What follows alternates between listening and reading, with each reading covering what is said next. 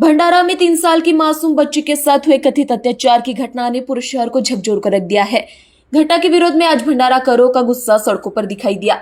गांधी चौक से निकाले गए इस आक्रोश मोर्चे में बड़ी संख्या में महिला, अभिभावक, विद्यार्थी और नागरिक शामिल हुए। हाथों में तख्तियां और जुबान पर इंसाफ की मांग के साथ प्रदर्शनकारियों ने आरोपी के खिलाफ कड़ी से कड़ी कार्रवाई की मांग की। मोर्चा शहर के प्रमुख मार्गों से होते हुए भंडारा जिला सत्र न्यायालय की ओर बढ़ा। आंदोलनकारियों ने बार काउंसिल को ज्ञापन देने की बात कही। उनकी मांग है कि आरोपी का मुकदमा फास्ट ट्रैक कोर्ट में चलाया जाए और पीड़ित बच्ची व उसके परिवार को जल्द न्याय मिले। प्रदर्शनकारियों ने आरोपी के खिलाफ कड़ी से कड़ी सजा, यहाँ तक कि फांसी की सजा की मांग को लेकर अपना आक्रोश जताया। आपल्या सगळ्यांना आता या खिलाफ आवाज उठवायलाच हवी, कारण जर तुम्ही म्हणाल की रेप का होता तर लोकांचं असं उत्तर येणार की मुलीने काय कपडे घातले होते किंवा मुलीने काहीतरी केलंय। पण जर मुलगी साडी घालेल, कपडे घालेल तरीही त्याच्याने काहीही फरक पडत नाही। जर त्या मुलाच्या नजरेमध्ये जर हैवानियत असेल तर त्या मुलीच्या कपड्यांनी काहीही फरक पडत नाही। ती मुलगी यासाठी दोषी अजिबात नसते। त्या 3.5 वर्षाच्या मुलीचं काय दोष होतं? आम्ही आमच्या शाळेच्या परिसरात देखील जर सुरक्षित नाही आहोत तर काय अर्थ आहे? कितीतरी असं झालंय आमच्यासोबत की आम्ही कुठे बाहेर गेलो, आमचं कुणी पाठलाग करत आहे, कुणी आम्हाला गंद्या नजरेने बघत आहे। आम्हाला किती घुटण वाटते, आम्हाला असं वाटते की कोणीतरी आम्हाला दांबून ठेवलंय। हे सगळं बंद व्हायला हवं। जर काही होत आहे तर त्या मुलांच्या नजरा झुकायला हवा, ना की आमच्या कपड्यांवर गोष्ट यायला हवी। आमच्यावर बोट का म्हणून उचलावे लोकांनी? आमची काय चुकी होती? आम्ही बोललो त्यांना येऊ आणि आमचा रेप करा किंवा आमची छेडखानी करा, आम्हाला मजा येते।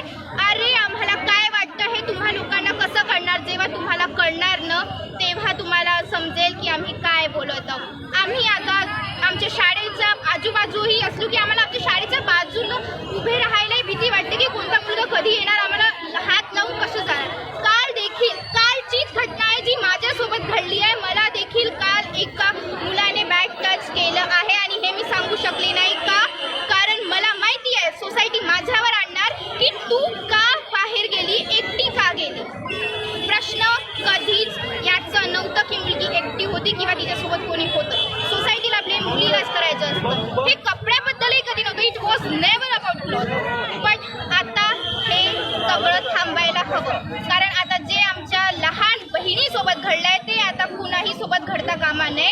हे माझी शासनाला विनंती पण आहे की तुम्ही आता न्याय द्या। त्या माणसाने कितीही क्लेम केलं की तो पागल आहे तरी तो पागल नाही आहे, कारण कुठल्याही पागल व्यक्तीला हे कसं कळणार की रेप कसे करतात? जर त्याची मेंटल स्टेबिलिटी खरंमध्ये वाईट आहे तर मग त्याला कसं कळणार की त्याला काय करायचंय, त्याला कसे तिचे कपडे काढायचे, तिला कसं टच करायचंय, त्याला कसं कळणार? आणि जो ब्रुटॅलिटी त्याने तिच्यासोबत केली आहे त्या लहान मुलीसोबत, ती ब्रुटॅलिटी कोणीही दुसऱ्यासोबत करता कामा नये। आता अशी घटना जर आपल्या दिवसेंदिवस आपल्या सोसायटीमध्ये घडतील, आपल्या भंडाऱ्यासारख्या शहरामध्ये अशी घटना घडतील तर कोणत्या ठिकाणी आम्ही आपल्या बहिणींना पाठवू?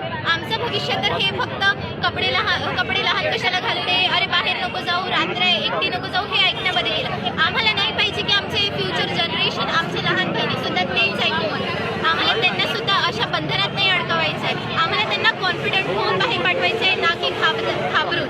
आम्ही जिथे कुठे जातो कोणी ना कोणी वाईट नजर घालतेच। प्रत्येकाला आपण नाही बोलू शकत, पण मुलीला खरं तर माहीत असते की काय अवस्था असते तिच्या मनामध्ये असते। खरं तर पालकांशी शेअर करणं सोपं नसते, म्हणून आम्ही मैत्रिणी एकामेकाशी करतो, पण कधी स्टँड घ्यायचा आम्हाला असं चान्स नाही मिळत आणि हा आम्हाला चान्स मिळाला होता, म्हणून आम्ही मोठ्या संख्येने। NTV 24 के लिए भंडारा से राकेश शामपुर की रिपोर्ट।